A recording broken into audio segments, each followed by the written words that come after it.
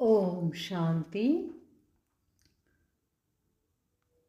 Date ಆಗಿದೆ 24 May 1972.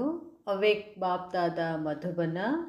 Awake Murali ಮಹಾವಾಕ್ಯ ಆಗಿದೆ, ಪರಿವರ್ತನ್ ಕಾ ಆಧಾರ್ ದೃಢ ಸಂಕಲ್ಪ.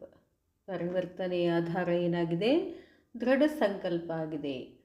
आज सर्व पुरुषार्थी आत्माओं को देख देख खुश हो रहे हैं, क्योंकि जानते हैं कि यही श्रेष्ठ आत्माएं सृष्टि को परिवर्तन करने की निमित्त बनी हुई हैं. इंदु सर्व ಪುರುಷಾರ್ಥಿ ಆತ್ಮಗಳನ್ನು ಬಾಬಾ ನೋಡ್ತಾ ನೋಡ್ತಾ ಖುಷಿ ಆಗ್ತಾ ಇದ್ರು. ಯಾಕಂತಂದ್ರೆ ಅವ್ರಿಗೆ ಗೊತ್ತಿದೆ, ಇದೇ ಶ್ರೇಷ್ಠ ಆತ್ಮಗಳೇ ಸೃಷ್ಟಿಯನ್ನು ಪರಿವರ್ತನೆ ಮಾಡೋಕ್ಕೆ ನಿಮಿತ್ತ ಆಗಿದ್ದಾರೆ. एक एक श्रेष्ठ आत्मा नंबरवार कितनी कमाल कर रही है. ಒಂದೊಂದು ಶ್ರೇಷ್ಠ ಆತ್ಮ ನಂಬರ್ವಾರ್ ಆಗಿ ಎಷ್ಟೊಂದು ಕಮಾಲ್ ಮಾಡ್ತಿದ್ದಾರೆ. वर्तमान समय भले कोई भी कमी व कमजोरी है, लेकिन भविष्य में यही आत्माएं क्या से क्या बनने वाली है. ಸದ್ಯದ ಸಮಯದಲ್ಲಿ ಭಲೆ ಅವರಲ್ಲಿ ಏನಾದರೂ ಕಮಜೋರಿಗಳಿದ್ದಾವೆ, ಆದರೆ ಭವಿಷ್ಯದಲ್ಲಿ ಇದೇ ಆತ್ಮಗಳು ಏನೇನೋ ಕಮಾಲ್ ಮಾಡ್ತಾರೆ. ಅವ್ರು ಕ್ಯಾ ಸೆ ಕ್ಯಾ ಬನಾನೆ ವಾಲಿ ಹೇ, ಏನಿದ್ರು ಏನಾಗ್ತಾರೆ. तो भविष्य को देख आप सभी की संपूर्ण स्टेज को देख हर्षित हो रहे हैं. ಬಾಬಾ ಸದ್ಯದ ಸಮಯದಲ್ಲಿನ ಸ್ಥಿತಿ ನೋಡೋದಿಲ್ಲ, ಭವಿಷ್ಯದ ಸ್ಥಿತಿಯನ್ನು ನೋಡಿ, ಭವಿಷ್ಯದ ಸಂಪೂರ್ಣ ಸ್ಥಿತಿಯನ್ನು ನೋಡಿ ಬಾಬಾಗೆ ಖುಷಿ ಆಗ್ತಿದೆ. ಸಭಿ ಸೆ ಬಡೆತೆ ಬಡೆ ರೋಹಾನಿ ಜಾದೂಗಾರ್ ಹೋನ. ಬಾಬಾ ಹೇಳ್ತಾರೆ, ಸಭೀಸೆ ಎಲ್ಲರಿಂದ, ಬಡೇತೆ ಬಡೆ ಶ್ರೇಷ್ಠಾತಿ ಶ್ರೇಷ್ಠ ಆತ್ಮಿಕ ಜಾದೂಗರಾಗಿದ್ದೀರಾ. ಜैसे ಜಾದೂಗರ್ ಥೋಡೆ ಹಿ ಸಮಯ ಮೇ ಬಹುತ್ ವಿಚಿತ್ರ ಖೇಲ್ ದಿಖಾತೆ ಹೇ. ಹೇಗೆ ಜಾದೂಗಾರ ಸ್ವಲ್ಪ ಸಮಯದಲ್ಲಿ ಬಹಳಷ್ಟು ವಿಚಿತ್ರ ಆಟಗಳನ್ನು ತೋರಿಸ್ತಾನೆ. वैसे आप रूहानी जादूगर भी अपनी रूहानियत की शक्ति से सारे विश्व को परिवर्तन में लाने वाले हो. ಹಾಗೆಯೇ ತಾವು ಆತ್ಮಿಕ ಜಾದೂಗರಾಗಿದ್ದೀರಾ ಮಕ್ಕಳೇ. ರುಹಾನಿಯತ್ ಕಿ ಶಕ್ತಿ, ಆತ್ಮಿಕ ಶಕ್ತಿಯಿಂದ ಇಡೀ ವಿಶ್ವವನ್ನು ಪರಿವರ್ತನೆಯಲ್ಲಿ ತಗೊಂಡು ಬರುವಂತಹ ಆತ್ಮಗಳು ನೀವಾಗಿದ್ದೀರಾ. ಕಂಗಾಲ್ ಕೋ ಡಬಲೆ ತಾಜಧಾರಿ ಬನಾನೆ ವಾಲೆ ಹೋ.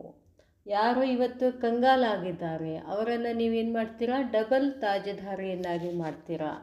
ಪರಂತು ಇತನಾ ಬಡಾ ಕಾರ್ಯ ಸ್ವಯಂ ಕೋ ಬದಲನೆ ಅಥವಾ ವಿಶ್ವ ಕೋ ಬದಲನೆ ಕಾ ಏಕ್ ಹಿ ದೃಢ ಸಂಕಲ್ಪ ಸೆ ಕರ್ನೆ ವಾಲೆ ಹೋ.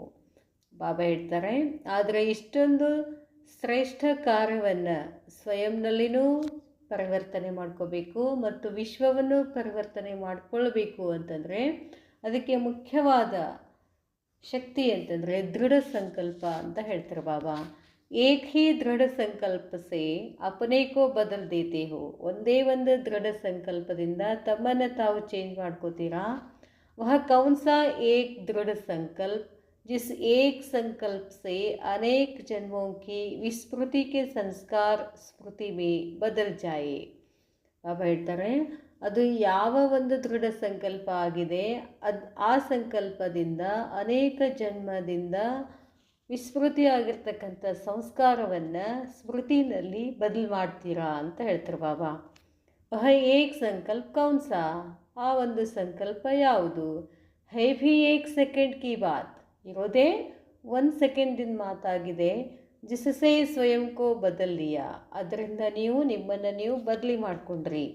ಏಕ್ ಹಿ ಸೆಕೆಂಡ್ ಕಾ ಔರ್ ಏಕ್ ಹಿ ಸಂಕಲ್ಪ ಯಹ ಧಾರಣ ಕಿಯಾ.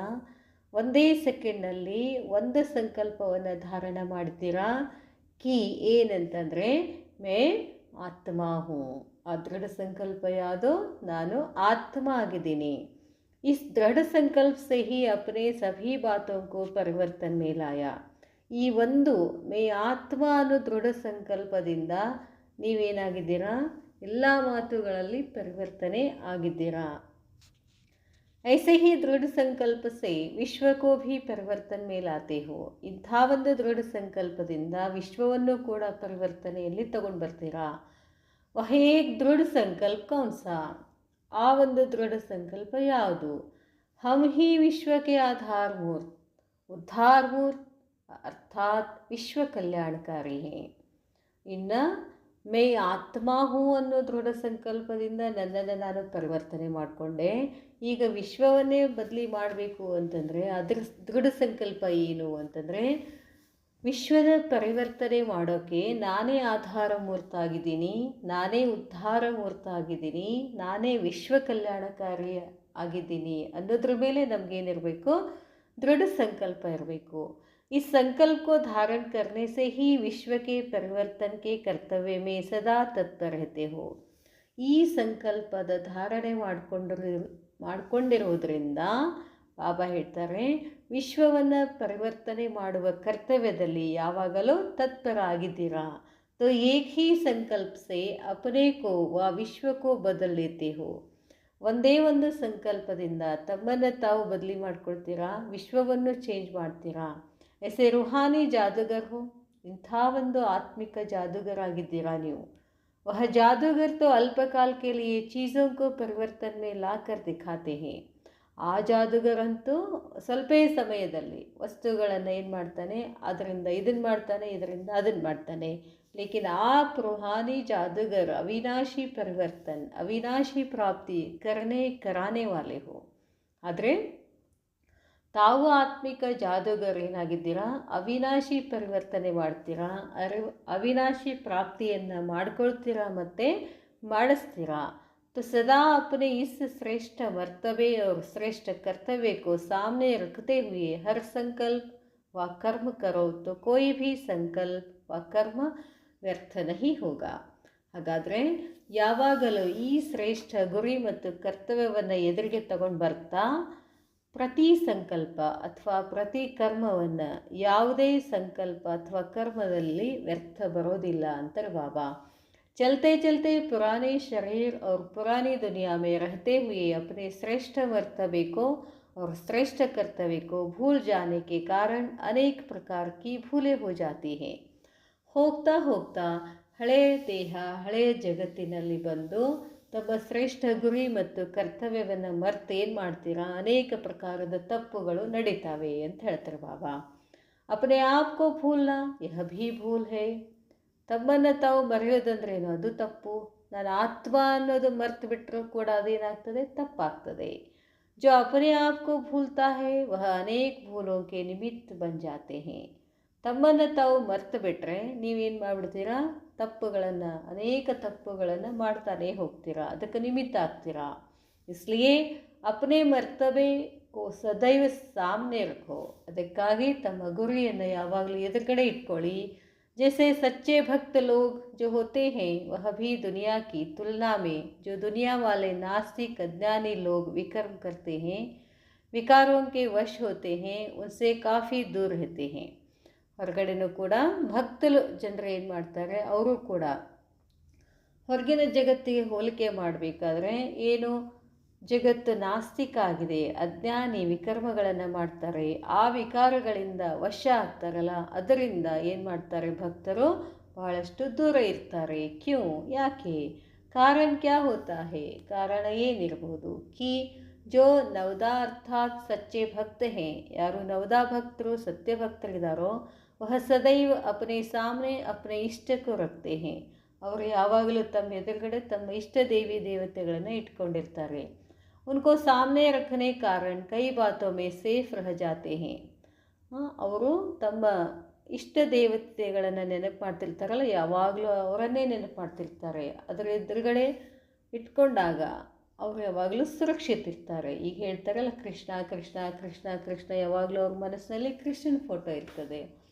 ವಿಠಲ್ ವಿಠಲ್ ವಿಠಲ್ ವಿಠಲ್ ಅಂದಾಗ ವಿಠಲ್ ನೋಡಿದ್ದೀವಲ್ಲ ನಾವು, ಭಕ್ತ ಕುಂಬಾರ ಅವನೇನು ಮಾಡ್ತಾನೆ, ಯಾವಾಗಲೂ ವಿಠಲ್ನ ನೆನಪು ಮಾಡ್ಕೋತಾನೆ, ಅವನೇ ಎದುರುಗಡೆ ಇರ್ತಾನೆ, ಅದಕ್ಕೆ ಅವು ಯಾವಾಗಲೂ ಸೇಫ್ ಇರ್ತಾರೆ।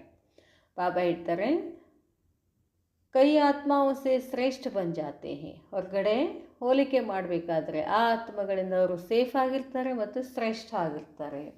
जब भक्त भी भक्ति द्वारा इष्ट को सामने रखने से नास्तिक और अज्ञानी से श्रेष्ठ बन सकते हैं। ಭಕ್ತರು ಕೂಡ ಭಕ್ತಿಯ ಮುಖಾಂತರ ತಮ್ಮ ಇಷ್ಟ ದೇವತೆಗಳನ್ನು ಎದುರಿಗೆ ಇಟ್ಕೊಳ್ಳೋದ್ರಿಂದ ನಾಸ್ತಿಕ ಮತ್ತು ಅಜ್ಞಾನಿಗಳಿಗಿಂತಲೂ ಏನಾಗ್ಬಿಡ್ತಾರೆ, ಅವರು ಶ್ರೇಷ್ಠ ಆಗ್ತಾರೆ।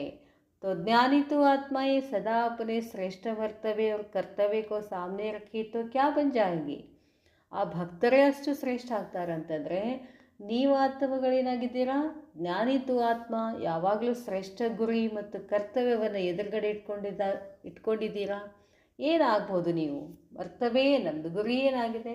ಲಕ್ಷ್ಮೀನಾರಾಯಣರು. ಕರ್ತವ್ಯ ಏನಾಗಿದೆ? ವಿಶ್ವವನ್ನು ಚೇಂಜ್ ಮಾಡೋದು, ಪರಿವರ್ತನೆ ಮಾಡೋದು. ಅಂದರೆ ನೀವೆಷ್ಟು ಶ್ರೇಷ್ಠ ಆಗ್ತೀರಾ? ಈ ಎರಡು ಶಬ್ದಗಳನ್ನು ನೀವು ಮನಸ್ಸಿನಲ್ಲಿ ಇಟ್ಕೊಂಡ್ರೆ, श्रेष्ठते श्रेष्ठ आत्माएं हो तो अपने आप से पूछो, देखो कि सदा अपना मर्तबा और कर्तव्य सामने रहता है.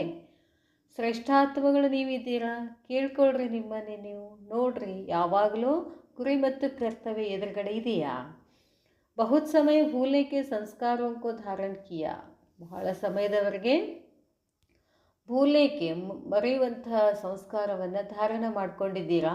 ಲೇಕಿನ್ ಅಬ್ ಭಿ ಅಗರ್ ಬಾರ್ ಬಾರ್ ಭೂಲ್ನೆ ಕೆ ಸಂಸ್ಕಾರ धारण करते रहेंगे तो स्मृति स्वरूप का जो नशा व खुशी प्राप्त होनी चाहिए वह कब करेंगे? ಆದರೆ ಈಗನೂ ಕೂಡ ಮೇಲಿನ ಮೇಲೆ ಮರೆಯೋ ಸಂಸ್ಕಾರ ಧಾರಣ ಮಾಡಿಕೊಂಡ್ರೆ ಸ್ಮೃತಿ ಸ್ವರೂಪ ಆಗ್ತಕ್ಕಂಥ ನಶೆ ಖುಷಿ ಪ್ರಾಪ್ತ ಆಗ್ತದೇನು? ಯಾವಾಗ ಮಾಡ್ಕೊಳ್ಳೋರು? स्मृति स्वरूप का सुख व स्मृति स्वरूप की खुशी का अनुभव क्यों नहीं होता है? स्मृति स्वरूपದ ಸುಖ ಮತ್ತು ಖುಷಿ ಅನುಭವ ಯಾಕಾಗ್ತಿಲ್ಲ? उसका मुख्य कारण क्या है? ಅದಕ್ಕೆ ಮುಖ್ಯ ಕಾರಣ ಏನು? अभी तक सर्व रूपों से नष्ट मोह नहीं हुए हो. ಇದುವರೆಗೂ ಎಲ್ಲ ರೂಪದಿಂದ ನಷ್ಟ ಮೋಹ ಆಗಿಲ್ಲ. नष्ट मोह है तो फिर भले कितनी भी कोशिश करो लेकिन स्मृति स्वरूप में आ जाएंगे तो पहले नष्ट मोह कहाँ तक हुए हैं यह अपने आप को ಚೆಕ್ करो. ಬಾಬಾ ಹೇಳ್ತಾರೆ, ಇನ್ನೂ ನೀವು ಎಲ್ಲದರಿಂದ ಏನಾಗಿಲ್ಲ, ನಷ್ಟ ಮೋಹ ಆಗಿಲ್ಲ. ಅದಕ್ಕೆ ಏನು ಮಾಡ್ತೀರಾ? ಸ್ಮೃತಿ ಸ್ವರೂಪದಲ್ಲಿ ಕಡಿಮೆ ಬರ್ತೀರಾ. ಬಾಬಾ ಹೇಳ್ತಾರೆ, ನಷ್ಟ ಮೋಹ ಆದ್ರಿ ಅಂತಂದರೆ ಭಲೆ ಕಿತನಿ ಕೋಶಿಶ್ ಕರೋ ಲೇಕಿನ್ ಸ್ಮೃತಿ ಸ್ವರೂಪ ಮೇ ಜಾಯಂಗೆ. ನಷ್ಟ ಮೋಹ ಆದ್ರಿ ಅಂತಂದರೆ ನೀವೇನಾಗ್ಬಿಡ್ತೀರಾ? ಸ್ಮೃತಿ ಸ್ವರೂಪ ಆಗೇ ಆಗ್ತೀರಾ. ನಷ್ಟಮೋಹ ಎಷ್ಟಾಗಿದ್ದೀರಾ ಚೆಕ್ ಮಾಡ್ಕೊಳ್ಳಿ. बार बार देहाभिमान में आना यह सिद्ध करता है देह की ममता से परे नहीं हुए हैं. ಮೇಲಿನ ಮೇಲೆ ದೇಹಾಭಿಮಾನದಲ್ಲಿ ಬರ್ತೀರಾ ಅಂತಂದರೆ ಸಿದ್ಧ ಮಾಡ್ತದೆ ನೀವಿನ್ನೂ ದೇಹದ ಮಮತೆಯಲ್ಲಿದ್ದೀರಾ.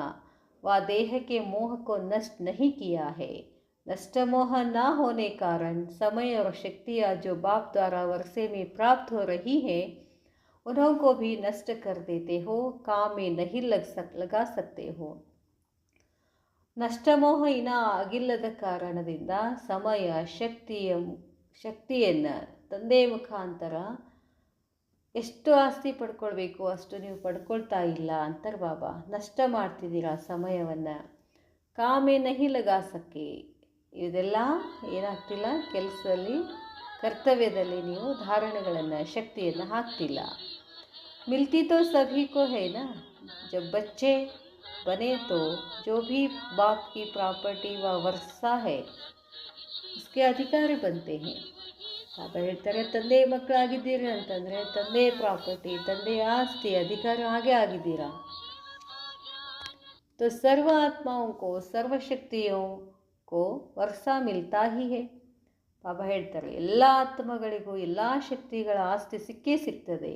लेकिन उस सर्व शक्तियों के वर्षे को काम में लगाना और अपने आप को उन्नति में लाना यह नंबरवार पुरुषार्थ अनुसार होता है.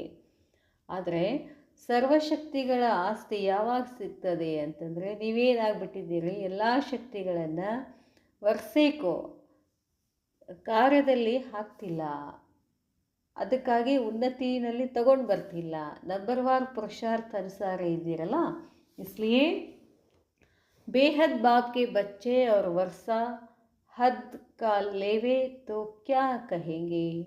ಬಾಬಾ ಹೇಳ್ತಾರೆ, ಆದ್ದರಿಂದ ಬೇಹದ್ ಬಾಪ್ಗೆ ಬಚ್ಚೆ, ಬೇಹದ್ದಿನ ತಂದೆಯ ಮಕ್ಕಳು, ವರ್ಷಾ ಹದ್ ಕಾ ಲೇವೆ ತೋ ಕ್ಯಾ ಕಹೆಂಗೆ. ನೀವು ಬೇಹದ್ದಿನ ಮಕ್ಕಳಿದ್ದೀರಲ್ಲ, ಬೇಹದ್ದಿನ ಮಕ್ಕಳು ಅಂತಂದರೆ ಬೇಹದ್ದಿನ ಆಸ್ತಿಯನ್ನೇ ತಗೋಬೇಕು. ಅದ್ರ ಬದಲಾಗಿ ನೀವೇನು ಮಾಡ್ತೀರಾ? ಹದದ ಆಸ್ತಿ ಬೇಕು ಅಂತ ವಿಚಾರ ಮಾಡ್ತೀರಾ. ಅಂದರೆ ಏನು ಹೇಳಬೇಕು ನಿಮಗೆ?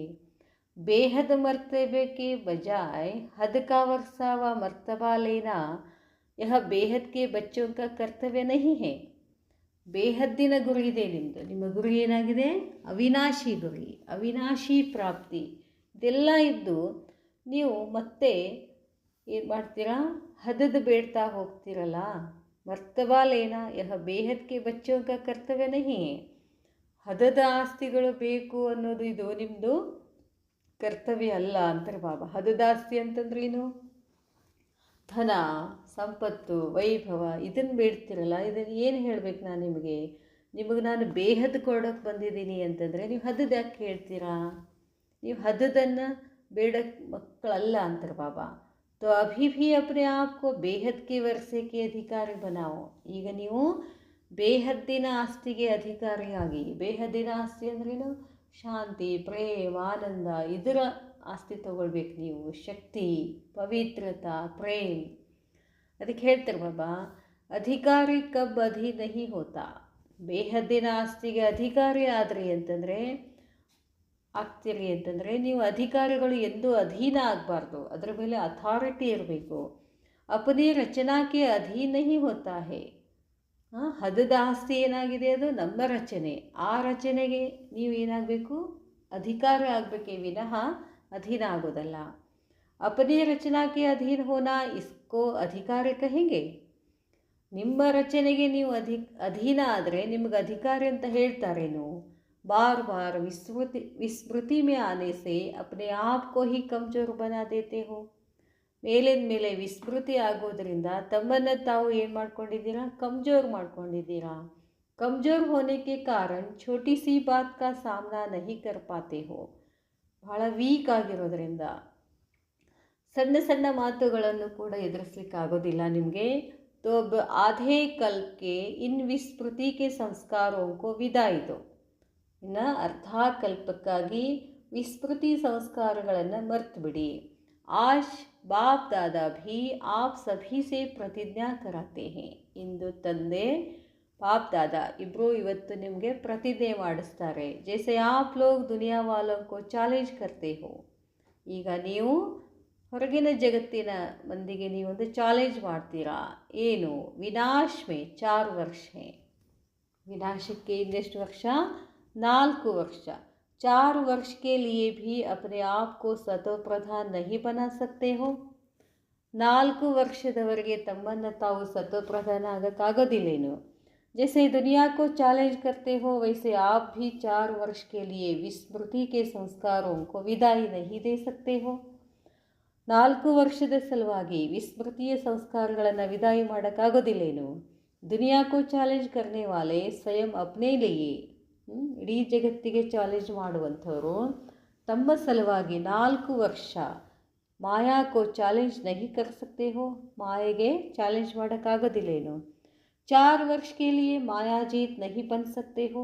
4 ವರ್ಷಕ್ಕಾಗಿ ಮಾಯಾಜೀತ್ ಆಗೋಕ್ಕಾಗೋದಿಲ್ಲೇನು? जब उनको हिम्मत दिलाते हो, उल्लास में लाते हो, तो क्या अपने आप में अपने प्रति अपने आप को हिम्मत उल्लास नहीं दे सकते हो. ಬೇರೆಯವ್ರಿಗೆ ಹಿಮ್ಮತ್ತು ತರಿಸ್ತೀರಾ, ಉಲ್ಲಾಸ ತರಿಸ್ತೀರಾ, ಉತ್ಸಾಹ ಎಬ್ಬಿಸ್ತೀರಾ. ನಿಮಗೆ ನೀವು ಮಾಡ್ಕೊಳ್ಳಿಕ್ಕಾಗೋದಿಲ್ಲೇನು? तो आज से सिर्फ 4 वर्ष के लिए प्रतिज्ञा करो कि कभी किस रूप में भी किस परिस्थिति में भी माया से हारेंगे नहीं, लेकिन लड़ेंगे और विजयी बनेंगे. ಅದಕ್ಕಾಗಿ 4 ವರ್ಷ ಪ್ರತಿಜ್ಞೆ ಮಾಡಂತಾರೆ ಬಾಬಾ. ಯಾವುದೇ ರೂಪದಲ್ಲಿ ಯಾವುದೇ ಪರಿಸ್ಥಿತಿನಲ್ಲಿ ಮಾಯೆಗೆ ನಾವು ಸೋಲೋದಿಲ್ಲ, ಯುದ್ಧ ಮಾಡ್ತೀವಿ, ವಿಜಯಿ ಆಗ್ತೀವಿ. तो 4 वर्ष के लिए यह कंगन नहीं बांध सकते हो. ಈ 4 ವರ್ಷಕ್ಕಾಗಿ ಕಂಗನ ಕಟ್ಕೊಳ್ಳಿಕ್ಕಾಗೋದಿಲ್ಲೇನು ಅಂತ ಕೇಳ್ತಾರೆ ಬಾಬಾ. जिन्हों को नॉलेज नहीं, शक्ति नहीं, उनको भी राखी बांध करके प्रतिज्ञा कराते हो. ಯಾರಿಗೆ ಜ್ಞಾನ ಇಲ್ಲ, ಶಕ್ತಿ ಇಲ್ಲ, ಅವ್ರಿಗೂ ನೀವೇನು ಮಾಡ್ತೀರಾ? ವರ್ಷ ವರ್ಷ ರಾಖಿ ಕಟ್ಟಿ ಪ್ರತಿಜ್ಞೆ ಮಾಡಿಸ್ತೀರಾ.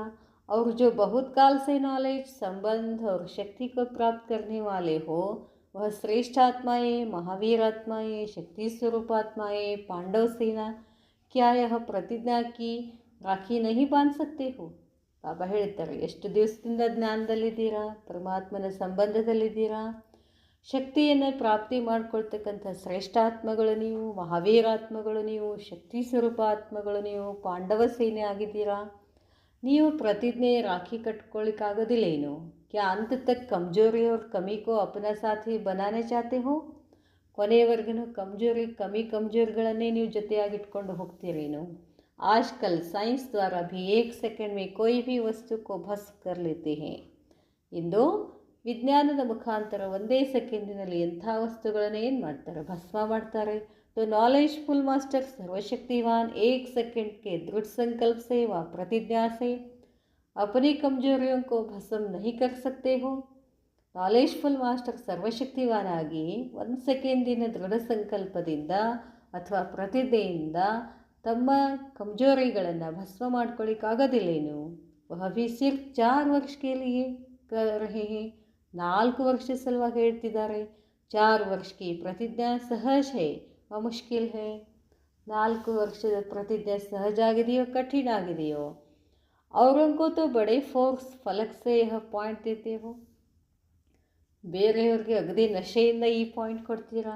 तो जैसे औरों को फलक और पखुर से कहते हो, वैसे अपने आप पे भी विजयी बनने की फलक और पखुर नहीं रख सकते हो. ಬೇರೆಯವ್ರಿಗೆ ಅಗದಿ ನಶೆಯಿಂದ ಹೇಳ್ತೀರಾ, ಹೀಗೆ ಮಾಡಬೇಕು ಹಾಗೆ ಮಾಡಬೇಕು ವಿಜಯಿಯಾಗಿ ಅಂತ. ತಮ್ಮಲ್ಲಿ ತಾವು ವಿಜಯಿ ಆಗೋದ್ರ ಫಲಕ್ ಮತ್ತು ನಶೆ ಇದೆಯೇನು? तो आज से कमजोरियों को कम से कम 4 वर्ष के लिए तो विदाई दे दो. ಅದಕ್ಕೆ ತಾವು ಕಡಿಮೆ ಅಂತಂದ್ರೆ ಒಂದು 4 ವರ್ಷ ಆದರೆ ಏನು ಮಾಡಿ ವಿದಾಯಿ ಹೇಳಿ. 4 ವರ್ಷ आपके लिए 4 सेकंड है ना. अभी यहाँ हो, अभी अभी कहाँ हो? ಇನ್ನು ಇಲ್ಲೇ ಇದ್ದೀರಾ, ಇನ್ನು ಎಲ್ಲಿದ್ದೀರಾ? अभी अभी पुरुषार्थी, अभी अभी फरिश्तारो इतना समीप अपनी संपूर्ण स्थिति दिखाई नहीं दे रही हैं. जब समय इतना नज़दीक है तो संपूर्ण स्थिति भी तो नज़दीक है. ಸಮಯ ಸಮೀಪ ಇದೆ ಅಂತಂದರೆ ಸಂಪೂರ್ಣತೆಯೂ ಕೂಡ ಏನಾಗಬೇಕು, ಸಮೀಪ ಆಗಬೇಕು. तो संपूर्ण स्थिति भी तो नज़दीक है, संपूर्ण स्थितिನೂ ಕೂಡ ಸಮೀಪ ಇದೆ. इससे भी पुरुषार्थ में भले भरेगा. बाबा ಹೇಳ್ತಾರೆ, इससे भी पुरुषार्थ में भले भरेगा. जैसे कोई को मालूम पड़ जाता है कि मंजिल अभी सिर्फ इतनी थोड़ी सी दूर है. मंजिल पर पहुंचने की खुशी में सभी बात भूल जाते हैं. ಗುರಿ ಸಮೀಪ ಬಂದಾಗೆ ಎಲ್ಲವನ್ನ ಮರೆತು ಬಿಡ್ತೀರಾ. ಬಾಬಾ ಹೇಳ್ತಾರೆ, यह जो चलते चलते पुरुषार्थ में थकावट व छोटी छोटी उलझनों में फंसकर आलस्य में आ जाते हो. ಅದಕ್ಕೆ ಹೇಳ್ತಾರೆ ಬಾಬಾ, ಹೋಗ್ತಾ ಹೋಗ್ತಾ ಪುರುಷಾರ್ಥದಲ್ಲಿ ಸುಸ್ತಿ ಆಗ್ತೀರಾ, ಸಣ್ಣ ಸಣ್ಣ ಹೊಯ್ದಾಟದಲ್ಲಿ ಸಿಕ್ಕಾಕೊಂಡು ಆಲಸ್ಯದಲ್ಲಿ ಬರ್ತೀರಾ. उन सभी को मिटाने के लिए अपने सामने स्पष्ट समय और समय के साथ साथ अपनी प्राप्ति को रखो तो आलस्य व थकावट मिट जाएगी. ಅದಕ್ಕೆ ಬಾಬಾ ಹೇಳ್ತಾರೆ, ಈ ಎಲ್ಲ ಮಾತುಗಳನ್ನು ತೆಗೆದುಹಾಕಿ ತಮ್ಮ ಎದುರುಗಡೆ ಸ್ಪಷ್ಟ ಸಮಯ ಮತ್ತು ಸಮಯಕ್ಕೆ ಸಾಥ್ ಸಮಯದ ಜೊತೆಗೆ ತಮ್ಮ ಪ್ರಾಪ್ತಿಯನ್ನು ಎದುರಿನಲ್ಲಿಟ್ಕೊಳ್ಳಿ. ಆಲಸ್ಯ ಥಕಾವಟ್ ಏನಾಗ್ಬಿಡ್ತದೆ, ಹೋಗ್ಬಿಡ್ತದೆ.